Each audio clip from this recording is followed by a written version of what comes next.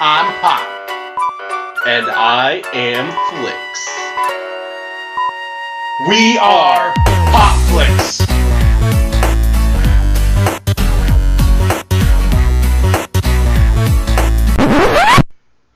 Hello, ladies and gentlemen. I am Pop. And I'm Flix. Today we are going to be sort of pushing through the DCEU. We're on the part that we haven't been too keen about getting through. Last time was BVS, and now we're on Suicide Squad. You want to know how I feel?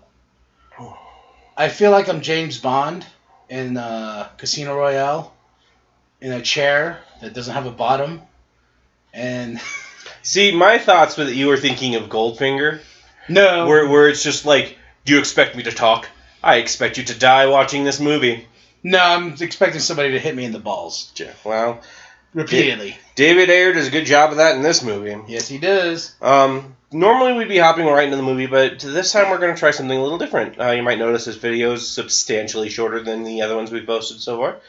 But we decided we wanted to talk about our thoughts before the movie and see if this movie actually changes anything for us. This movie was an interesting sort of take in the DCEU. You know, this was probably, to my knowledge, the best marketed DC movie that they had for the DCEU so far. Yeah, I can agree with that. Like, they use such amazing music and, like, real colorful lights and stuff like that, which, given that this is the first non-Zack Snyder, part of the DCEU, it was kind of amazing. Because it was BVS, then this. And Man of Steel first. Oh, Man of Steel first. Like, you got, like, two, like, very serious tone movies. Mm-hmm. Then this one's like, hey, we're not taking ourselves too seriously. We got music. We got this. We got that. And look how cool we are. And I'm like, they're a Guardians of the Galaxy ripoff, but I love it. Which, I mean, let's be honest. That's what we're getting into.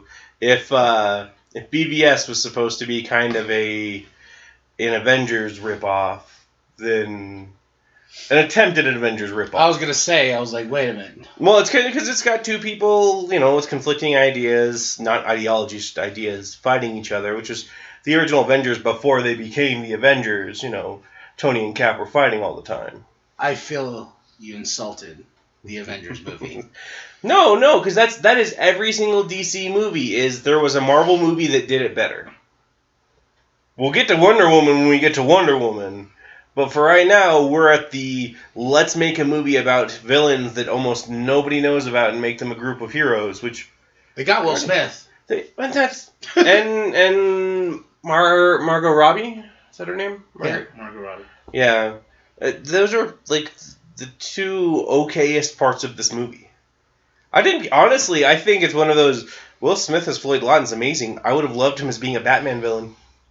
I was hoping when this movie came out and seeing that Deadshot was in it, and there's some, I gotta be upfront and honest, I have not seen this movie since the theater.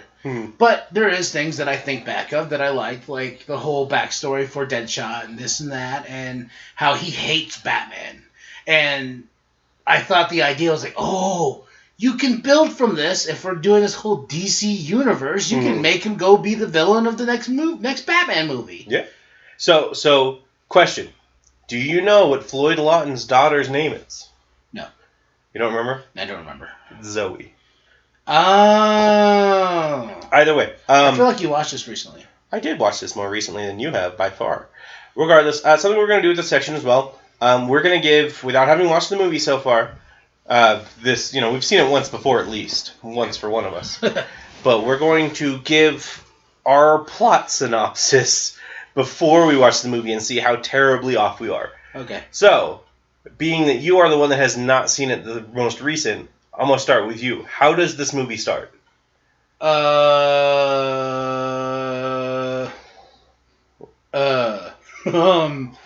Jeez. I know they all get together in montages of music. Really bad choices of music. Not the Eminem song, though. And then all of a sudden, there's a big accident, and aliens or whatever those rock things are coming, and it's a field test for the Amanda Waller, and then they go through more music montages. Then supposedly they're a team, and supposedly we care. Did I get it right? I don't think you got any single part of that right whatsoever. Okay. No, to my recollection, it starts out in Blackgate Prison with you just seeing kind of the crap situation that the people who would eventually be in the Suicide Squad, specifically Floyd Lawton and Harleen Quinzel, how bad of a spot they're in. You get a couple flashbacks sparkled here and there as to how they got into prison. Or we see Batman, right? We do. But okay. That's when Amanda Waller is explaining the people she picked out for the task force to the government agents who, any reasonable man, they're just like, yeah, no, we have these people that have superpowers and we want them to help save the world and they're former criminals. You would just be like, no. Yeah. No. Yeah. Well, that was the whole point of the... was because originally they were called like something X, right? Team X or Task Force X. Task Force X, yeah. Then I think Will Smith gives them their name. Yeah, he's like, what are we, some kind of Suicide Squad? I said the name of the movie. I mean, let's be honest, like, they do have those moments in movies that are just like gloriously jerking off fanboys. Yeah, well, there's like the Family Guy episode where Peter's in the theater and he's like, they said the name of the movie. Mm-hmm. He's just like 4 different movies do that he's sitting in there for. Yeah, as good as it gets. And, yeah, Clear and Present Danger. Yeah. No, so we go from there. They use Enchantress to grab some Iranian files or something like that, and she gets her brother freed. He attacks the Central City, I think. Maybe it's not Central City. Midway City. Yeah. Midway City. He attacks the Midway City train station, and they make this portal, like, light beam in the sky that's going to destroy the world. Oh, and the garbage is rolling, is like circling it, and yeah, and helicopters are just getting shot out of the sky like nothing at all, and everybody survives every helicopter crash except for the pilots of the helicopter crashes, because who cares about the pilots, you know? Exactly. Then they fight the putties. I think Rita Repulsa sends them after them. Yeah. Evidently, to make those putties, the Enchantress is just made out with half the city. They go to a building looking for a special person. Turns out it's Amanda Waller. She shoots everybody that's supposed to have, like, clearance, but she doesn't just kill all of the Suicide Squad right there and now because she's freed. There's a side story going on the entire time where Joker's working to free Harley. Harley gets away. Helicopter crashes again. Now that you explained it to me, we don't have to watch it now, right? Yeah, no. Like this just sounds awful. And then they're pretty much all freed at one point. And they just like, we'll go save the world anyway, when any smart villains would have been like, bye! And then they all get put back in prison for some stupid reason instead of just killing... Oh, and it ends with the stupid Joker Harley thing, and then the movie's over. Yeah, then the movie's over, and then you get a little post-credit scene to jerk off the Justice League. In a scene that I was like, this was totally worth it. Yeah. You're watching it going, wow, how else could they have tried to rip off the DCEU or the MCU? Oh, they're going to have a very, very, very blatant... I didn't pass it.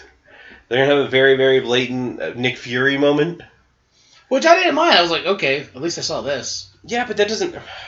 That's like the BBS little like teaser trailers you get for the heroes when they're looking on the videos. It doesn't excuse the movie. Also, that movie like raises so many flipping questions about Aquaman. Yeah. Because we've already seen Aquaman. If you haven't, he has the trident from Justice League. But he gets that trident during Justice League. But he has them during Lex Luthor's little video.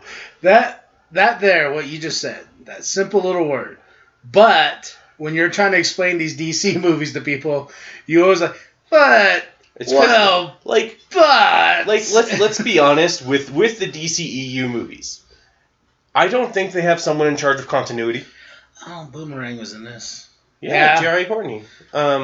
See, this is how it is, people. I saw this movie once. I got so ticked off, And I definitely did not go back. I own the damn thing. Like Aquaman, I'll probably own.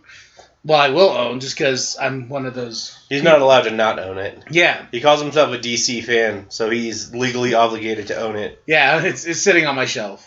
I mean, we're watching this on Vudu, meaning I own it, but I don't physically have to look at it every day. I have to. But okay, well, so you have very bad memories of this movie then. Like, yes, very bad. Like, I don't even know why you're doing this to me. That's bad. Like, what rating would you give it right now? Having not watched it that long, what is your last recorded rating out of 10? If I had to give it a rating, I would give it a 3.5. And mainly because there's certain points I like with Batman. Like, the Batman parts are really cool. I mean, I also really liked the Deadshot parts. They're actually, like, Deadshot parts. Yeah, so I would say 3 out of 10 for the sake of the Batman stuff and for that really cool mid-credit scene, because that was like, oh, all right. Then, you know. Okay. Having watched it more recently, I mean, I guess I'll go with about a 3. I mean, Will Smith is just a doll whenever he's on the goddamn screen. He really salvages any part of this movie. Jared Leto as the Joker, the only part I actually enjoy with him as the Joker is his, like, first modern day appearance. Because there's a scene when Harley gets captured, that's But the scene when he's talking to the guard, I actually really like that one, but the rest of it's just downhill for him. And Viola Davis as Amanda Waller is amazing. I love Viola Davis. Yeah. Okay, well, that will be the end of our preview.